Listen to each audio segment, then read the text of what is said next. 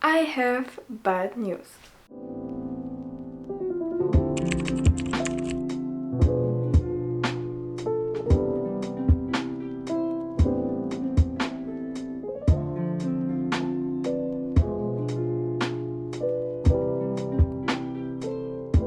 But maybe let's start with the good news. The good news is that I finished 2 blocks, so the sweater is basically done.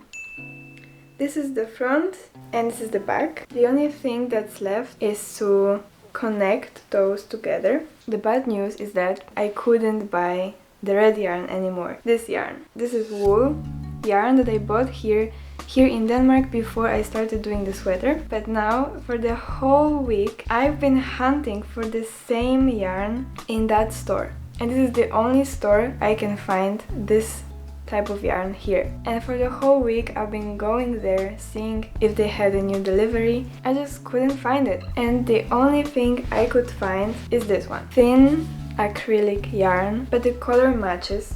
In the last episode I showed you this, and I had this idea to fix that yarn problem. I could make the ribbing red, but the ribbing for the armholes I could make green. So here could be green and this could be green and the rest would be red. So now I just want to connect those 2 pieces together. And now that's the scary part, which is actually trying it on, because I haven't yet. It works!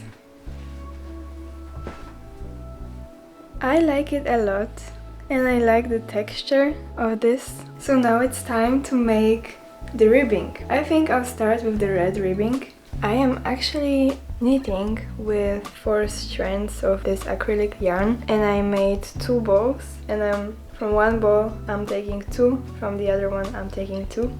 So there's 4 in total to make up for the thickness of the wool yarn. So as you can see, I am using metal needles, and I actually bought them for this project because I needed to have 40 centimeter circular needles to knit in a round. I could probably do it without knitting in a round, but this is my first knitting project and I am not that creative yet, and I just prefer to follow the pattern. So I bought those needles, and the store that I bought them in had only metal ones, and I read somewhere that metal needles are better for more advanced knitters. I can say that it's true, because when it's metal I feel like you knit faster, it's more convenient, but the drawback is that it's also slippery. It happened to me once. I dropped a stitch and it just disappeared. It just vanished. And I counted them once again to see if I was right, that I just dropped 1 stitch. And yeah, I dropped it. But fortunately it is fixable. So I just made 1 stitch and put it back on the needle. But I had like a mini heart attack. I just thought I had to do the color once again from the beginning, and that kind of scared me. And I am working with 4 strands of yarn to make up for the width, and that's also not helping because the yarn is splitting and I sometimes drop like one of the 4 strands and I have to like go back. And now I'm binding off, and you can see that I am helping myself with a crochet hook. Because again, wooden ones are easier to work with because of the friction. It's easier to catch the yarn to make it like go through.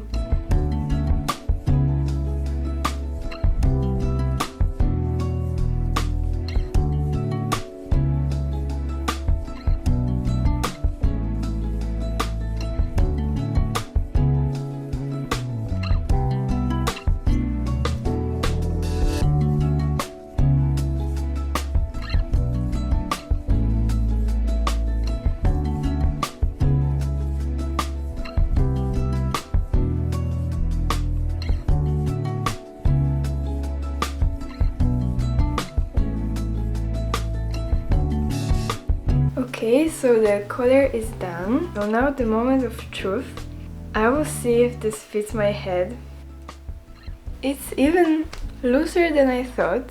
So I'm happy with it. And also I haven't told you this, but yesterday I measured the space that I want the apple to be in, but more about that later after I finish the armholes. I hate weaving in yarn, and I think everybody hates it. I don't know anybody that likes it, and if you like it, then you're a psychopath, okay? And I made this promise to myself that I'm not going to leave every strand of yarn to weave in for the end, because that's just daunting and I never want to do that. So whenever I remind myself that there's a strand of yarn to weave in, I just do it, and it's been working for me. I don't know if I've mentioned it before, but this sweater is from a tutorial. If you're interested in making this sweater or just checking out the tutorial, it will be linked down below. A lot of you guys mentioned my apple nails in the last video. These nails were amazing. This is actually my favorite nail design I ever had, and I was so sad I had to let it go because the roots were too long. And thank you guys for all the nice comments you left under my last video. And I'm so glad that I actually inspired some of you to start knitting, and I'm so glad that we can do it together. And if you're considering knitting, just do it. Like, of course you're going to fail. It's a journey. I failed. I unraveled, I think, 2 or 3 times and started over, which is fine. And I think it's better to start over than just keep going, knowing that there's something wrong with it and then ending up not wearing it just because you're so fixated on this one error. I'm glad that I was determined and I just decided to unravel everything. So now I want to weave in this part, and this is where I finished. To fix this, you have to go into the last stitch.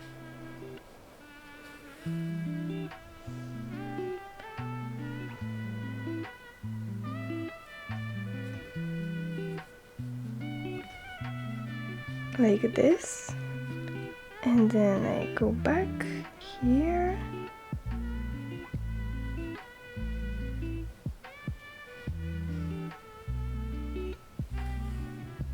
So it is pretty late at night. I just can't stop knitting, and as you can see, I made the armhole ribbing. So I haven't showed you when I was doing the first armhole, but this is the way I'm picking up the stitches. I'm not picking every single one, and also I have to tell you that it is a bit hard to pick up stitches with metal needles, and I am using a hook for crocheting and pull it through, and then I just put this loop on my needle.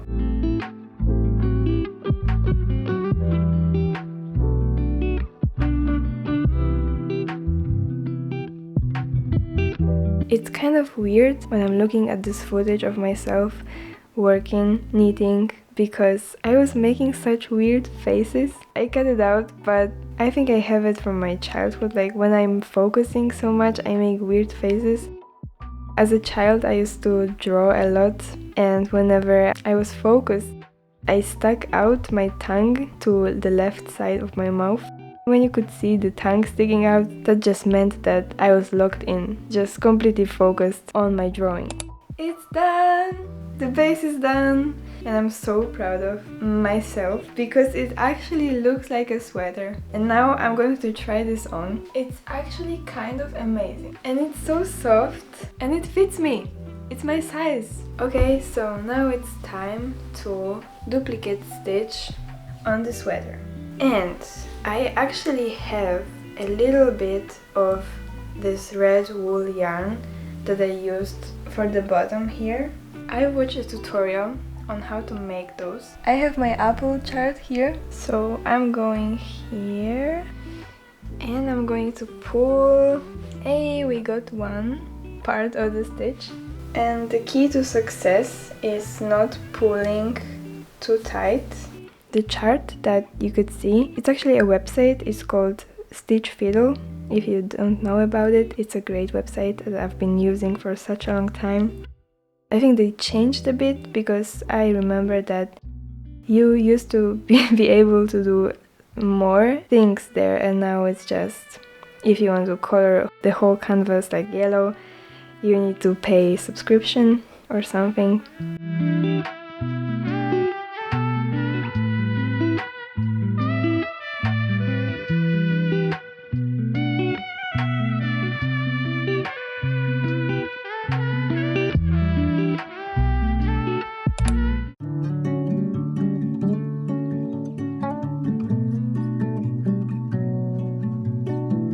Look how beautiful that is. It looks so good even without the blocking, but I might block it tomorrow.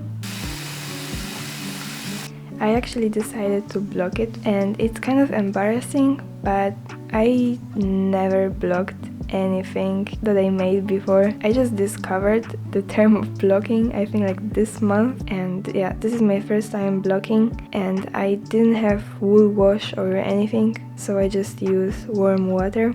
I let it sit there in my sink for like 15 minutes, and then I squished the water out, first to the sink, then the rest to the towel, then I let it dry.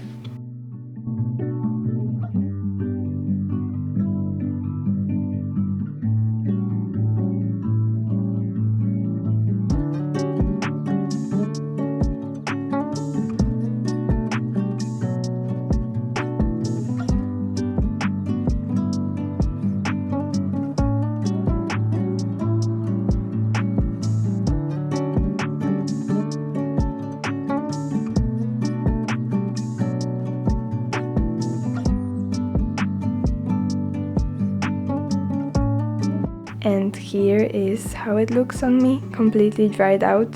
I am so surprised how big it grew. I didn't expect it's going to grow so much.